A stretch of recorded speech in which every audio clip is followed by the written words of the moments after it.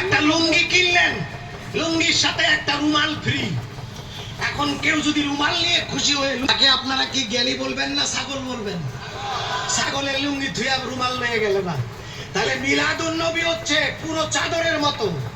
মিলাদুন নবী দিয়ে ইসলামকে ঢেকে দেওয়া হয়েছে, আর তার মধ্যে সিরাতুন নবী একটা রুমাল আছে। ওই সিরাতুন নবীর ছোট্ট একটা অংশ, আমরা এটাকে ছোট করে দেখবো না, কিন্তু এটার সাথে আমাদের বিরোধ নাই। আমাদের জীবনের মরণ পর্যন্ত রাসূলুল্লাহর সিরাতুন নবী।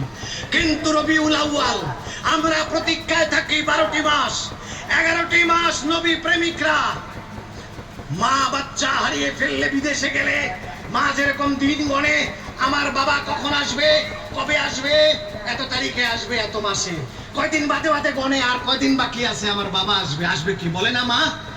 আমরা নবী প্রেমিক, আমরা বছরের শুরু থেকে গুনতে থাকি রবিউল আউয়াল কবে আসবে, কবে আসবে, কবে আসবে। অবশেষে আমাদের প্রত্যাশিত মাস আমাদের কাছে চলে আসছে।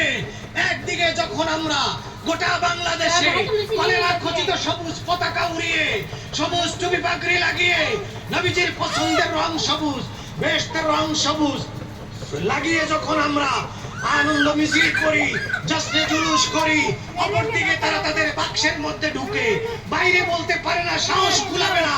আমাকে লাস্টের বার ডাকছে, মাওলানা আমার ভাই, আমরা ঢাকায় আর তো কেউ নাই, এই কয়েকজন 3-4 জন মিলেই আমরা জিহাদ করছি।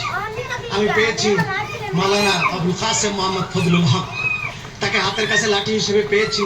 সময় সময় তাকেই ডাকি, আমি চলে গেলে তাকে রেখে যাই যে আপনি দেখবেন যেন কেউ ঢুকতে না পারে। তারপরে মাওলানা বখতিয়ার ছিল, আমাদের কাছেই ছিল, কিন্তু উনি চলে আসলো, এখানে চলে আসছেন। সেটা যেভাবে আল্লাহ কবুল করেছে ভালো হয়েছে। আমাদের ঢাকায় তেমন নিরঙ্কুশভাবে, নির্ভেজালভাবে, দরদ দিয়ে, 100 নবী প্রেম দিয়ে কথা বলার আলেম ঢাকায় কম। যারা আছে তারা কথা বলতে পারে না মিডিয়াতে, এই জন্য বড় বিপদে আছি।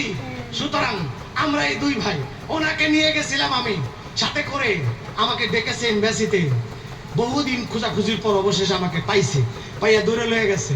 ওনারে বলছি ভাই একটু সাথে চলেন, দেখি কি করে, যদি মাইরাও ফালায় আপনি বাইরে এসে কইতে পারবেন যে উনি মারা গেছেন।